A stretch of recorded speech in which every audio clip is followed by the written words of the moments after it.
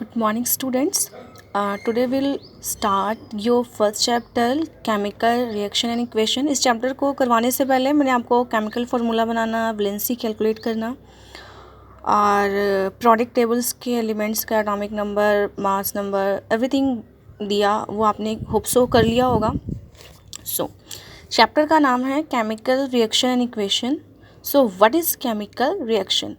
आप किस चीज़ को केमिकल रिएक्शन कहते हो? जैसे कि आप एटमॉस्फेयर में देख रहे हो कि बहुत सारी प्रोसेस होती रहती हैं. जैसे कि आपने फॉर एग्ज़ाम्पल आपने क्या किया, मिल्क लिया, उससे दही बना दिया, और या फिर आयरन में रस्टिंग होती है, जंग लगता है, या फिर कोई भी चीज़ आप लेते हो उसको बर्न करते हो, बर्निंग जब होती है उसको जलाते हो तब भी.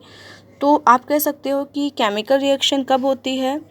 जब चेंज इन स्टेट में चेंज आता है. स्टेट में कब चेंज आया? आपने लिक्विड मिल्क था उसको दही बना दिया, सेमी सॉलिड स्टेट में ले गई या सॉलिड स्टेट में ले गई, तो वो क्या हो गया? स्टेट का चेंज हो गया. चेंज इन द कलर में चेंज कब आया?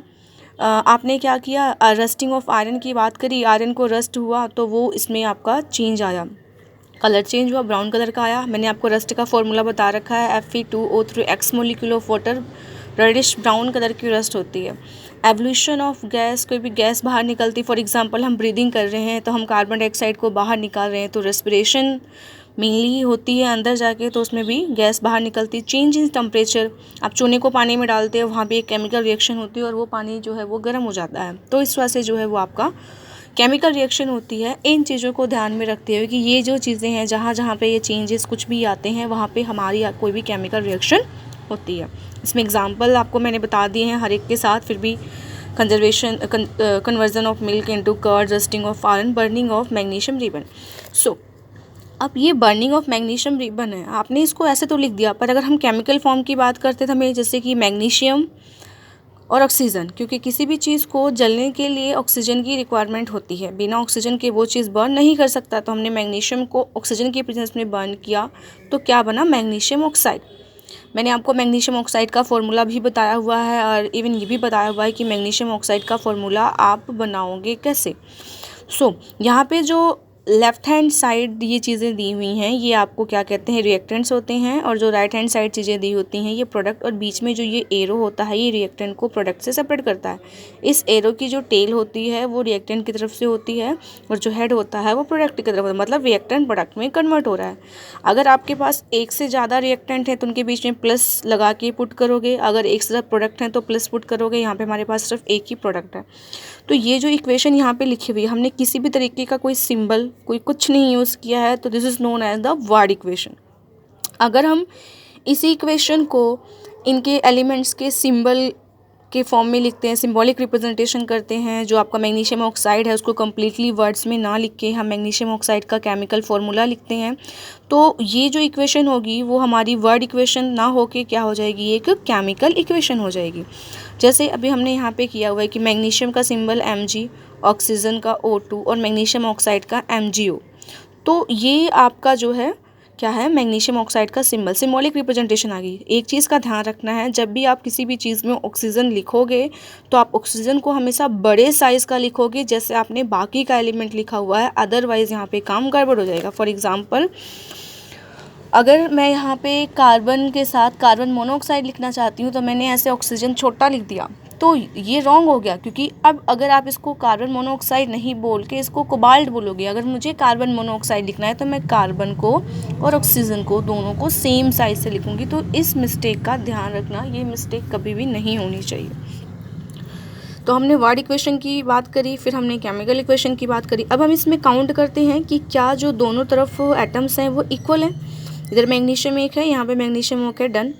O2, ऑक्सीजन को हम सिंगल नहीं ले सकते बिकॉज ऑक्सीजन क्या है? एक डायटॉमिक मॉलिक्यूल है जो नेचर में मिलता है. एटॉमिक सिटी आपने करी होगी कि नेचर में कौन सा एलिमेंट किस फॉर्म में एग्जिस्ट करता है, वो उसकी एटॉमिक सिटी है.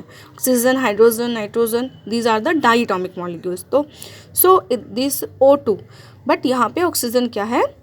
सिर्फ एक है. तो ये जो आपकी इक्वेशन है ये बैलेंस नहीं है. बैलेंस इक्वेशन का मतलब क्या हुआ? बैलेंस इक्वेशन का मतलब क्या हुआ कि आप law of conservation of mass आपने जो है पढ़ा हुआ है 9th क्लास में. बैलेंस केमिकल इक्वेशन कहती है कि मास दोनों तरफ जो रिएक्टेंट और प्रोडक्ट हैं उनमें नंबर ऑफ एटम सेम होने चाहिए. मतलब कि law of conservation of mass क्या कहता है? मास can neither be created not destroyed, it can be converted one form into another, की मास को ना आप क्रिएट कर सकते हो ना ही डिस्ट्रॉय कर सकते हो, उसको एक फॉर्म से दूसरे फॉर्म में सिर्फ कन्वर्ट कर सकते हो। तो कंजर्वेशन मास के बाद अगर आपकी रिएक्शन बैलेंस होगी, तो बैलेंस होने का मतलब क्या है कि जितने एटम्स आपके रिएक्टेंट में रहेंगे सेम रिमेन्स, वही जो है कंडीशन आपकी प्रोडक्ट में आएगी। मतलब total number of atom present in reactant is equal to the total number of atom present in the product. इसके लिए हम ऐसे रिएक्शन लेंगे। फॉर एग्जांपल मैंने यहाँ पे एक वर्ड इक्वेशन ली है जिंक प्लस सल्फ्यूरिक एसिड, और वो कन्वर्ट हुआ जिंक सल्फेट और हाइड्रोजन में। आपको मैंने सल्फ्यूरिक एसिड का फॉर्मूला भी बता रखा है, जिंक सल्फेट का कैसे बनाएंगे सब कुछ बता रखा है। तो मैंने यहाँ पे जिंक का सिंबल भी मैंने आपको पूरे ही बता रखे हैं। 30 तक तो मैंने बोले हैं कि सब कुछ एटॉमिक मास नंबर के साथ याद करो और जो है पूरे एलिमेंट्स भी करो। तो यहाँ पे zinc plus sulphuric acid converted into zinc sulphate plus hydrogen. अब हम यहाँ पे देखना चाहते हैं कि ये रिएक्शन बैलेंस है। बैलेंस होने का मतलब number of atoms present in the reactant means left hand side is equal to the number of atoms present in the right hand side means product. तो हमने यहाँ पे एक टेबल ड्रॉ किया है। टेबल में हमने वो सारे एलिमेंट लिख दिए हैं, जिंक हाइड्रोजन सल्फर ऑक्सीजन, और उनको काउंट किया है कि रिएक्टेंट की तरफ जिंक 1 है तो प्रोडक्ट की तरफ से जिंक 1 है, रिएक्टेंट की तरफ हाइड्रोजन हाइड्रोजन कितना है 2 है, तो यहाँ पे प्रोडक्ट पे भी क्या है 2 है। सल्फर यहाँ पे 1 है, यहाँ पे भी सल्फर 1 है, and oxygen so on. It means कि जितने एटम्स आपके रिएक्टेंट में हैं उतने ही एटम आपके प्रोडक्ट में है। मीन्स आपकी जो ये रिएक्शन है वो क्या है, वैलेंस केमिकल इक्वेशन है एक। इसको आप वैलेंस केमिकल इक्वेशन कर सकते हो, इसको आपको छेड़ने की कोई भी ज़रूरत नहीं है। Similarly we have take another example, iron plus water converted into the iron oxide and hydrogen. अब इसमें हमने क्या करना है कि ये इक्वेशन आपकी बैलेंस नहीं, क्योंकि हमने यहाँ पर टेबल बना के देखा कि यहाँ पे मैंने क्या किया, आयरन लिया, यहाँ पे आयरन 1 है, यहाँ पे 3 है, इधर 2 है, हाइड्रोजन इधर भी 2 है, 1 और 4। तो ये आपकी जो रिएक्शन है वो क्या है, अनबैलेंस है। तो इस रिएक्शन को हम बैलेंस करेंगे। देखो जब भी हम रिएक्शन को बैलेंस करते हैं, रिएक्शन को बैलेंस करते समय हमें एक चीज़ का ध्यान रखना है कि जब भी हम रिएक्शन को बैलेंस करेंगे, जो भी हमारे पास कंपाउंड होगा उसके केमिकल फॉर्मूले में हमें किसी भी तरीके की कोई छेड़छाड़ नहीं करनी है। इसलिए मैंने इसके बाहर यहाँ पे बॉक्सेस लगा दिए। मुझे जो भी छेड़छाड़ करनी है, जो भी नंबर मैं ऐड करूँगी इस बॉक्स के जो है वो बाहर ही ऐड करूँगी। सो सबसे पहले स्टार्ट करते हैं मैक्सिमम नंबर ऑफ एटम से। तो इस टेबल में हमने देखा सबसे मैक्सिमम क्या है, जो है आपका यहाँ पे 4 ऑक्सीजन है, इधर ऑक्सीजन 1 है। सो अगर ऑक्सीजन इस तरफ जो है वो लेफ्ट हैंड साइड 1 ऑक्सीजन था और राइट हैंड साइड जो है 4 था, तो उसके लिए मैंने क्या किया, वाटर के आगे 4 ऐड कर दिया। ये 4 ऐड होने का मतलब कि जो वाटर, अब ऑक्सीजन कितना हो गया 4, इधर भी ऑक्सीजन 4 होगा। बट साइमल्टेनियसली अगर मैंने जो है ऑक्सीजन को बैलेंस किया तो यहाँ पे 4 2 8 हाइड्रोजन हो गया, और उधर हाइड्रोजन क्या हो गया 2। फिर हम हाइड्रोजन को बैलेंस करेंगे। अगर हाइड्रोजन को बैलेंस करना है, मैंने ट्रायल किया कि 4 नंबर अगर मैं लगाऊं तो 4 2 8 हाइड्रोजन इधर जाए और 4 2 8 हाइड्रोजन इधर जाएगा, हाइड्रोजन भी आपका बैलेंस हो गया। फिर रहता है आपका आयरन। तो आयरन को बैलेंस करने के लिए यहाँ पे आयरन 3 है और इधर आयरन 1 था, तो मैंने क्या किया, यहाँ पे 3 जो है वो ऐड कर दिया। जब मैंने 3 यहाँ पे ऐड किया, फिर मैं इस इक्वेशन को वेरीफाई करूँगी। वेरीफाई करने के लिए मैंने सेम वही टेबल बनाया। सो आयरन इधर भी 3 है, लेफ्ट हैंड साइड मतलब रिएक्टेंट के साइड, और प्रोडक्ट के साइड भी आयरन कितना है 3 है। रिएक्टेंट के साइड हाइड्रोजन 8 है, प्रोडक्ट के साइड भी हाइड्रोजन 8 है, एंड ऑक्सीजन इधर भी 4 है, इधर 4 है। Now it's is a balance reaction. आपकी जो रिएक्शन है यहाँ पे क्या है, बैलेंस है। लास्टली रिएक्शन में हमें क्या करना होता है कि जो भी आपका रिएक्टेंट या प्रोडक्ट होता है उसके आगे ब्रैकेट में हम स्मॉल अल्फ़ाबेटिकल से उनकी जो है फिजिकल स्टेट को रिप्रेजेंट करते हैं। वो फिजिकल स्टेट क्या हो सकती है, लिक्विड के लिए स्मॉल l, सॉलिड के लिए स्मॉल s, गैस के लिए स्मॉल g, एंड एक एक्वस के लिए ए क्या यूज़ करेंगे। एक्वस क्या होता है, किसी भी चीज़ का जब आप वाटर में सोल्यूशन बनाते हो तो उसको हम क्या कहते हैं, एक्वस सोल्यूशन।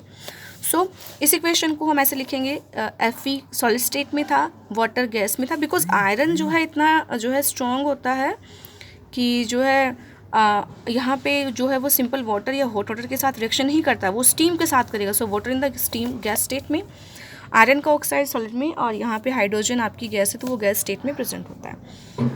कुछ टाइम क्या होता है कि जो आपकी रिएक्शंस होती हैं वो सिंपल कंडीशंस पे नहीं होती हैं, तो उनको करवाने के लिए हमें कुछ कंडीशन उनको दें, जैसे कि टेम्परेचर दिया हमने, उसको प्रेशर दिया या कैटलिस्ट दिया।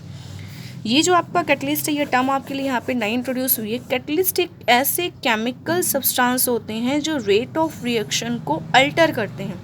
अल्टर करने का मतलब उसको चेंज करते हैं, उसकी स्पीड को बढ़ाएंगे, ठीक है। अगर कोई रिएक्शन जो है वो स्लो हो रही होती है, वैसे तो ये जो है रिएक्शन को फास्ट भी करते हैं, स्लो भी करते हैं, बट अभी आप इतना समझ के रखो कि ये रेट ऑफ रिएक्शन को क्या कर देते हैं, रिएक्शन की स्पीड को बढ़ाते हैं। इनकेस अगर कोई रिएक्शन नहीं हो रही है, उसमें हम कैटलिस्ट डालते हैं तो वो रिएक्शन आसानी से हो जाती है। तो उन जो कंडीशंस हम डालते हैं, अप्लाई करते हैं, उस कंडीशन को जो आप एरो लगाते हो रिएक्शन की, उसके अबव और बिलो लिखते हैं। जैसे for example carbon monoxide hydrogen react करके यहाँ पे मिथाइल अल्कोहल बनाता है। मैंने आपको मिथाइल अल्कोहल का फॉर्मूला भी बता रखा है। तो इसमें 340 एटमॉस्फेयर प्रेशर की यूनिट है, मीन्स प्रेशर की कंडीशन, इसको ऊपर हम यहाँ पे लिखेंगे। सिमिलरली इसी वे में हम यहाँ पे जो है ये रिएक्शन अपनी लगाते हैं, क्लोरोफिल और सनलाइट। HNO क्या है? सनलाइट है। ये फोटोसिंथेसिस की रिएक्शन है, इसको इस यहाँ पे हम लिखते हैं। Thank you so much.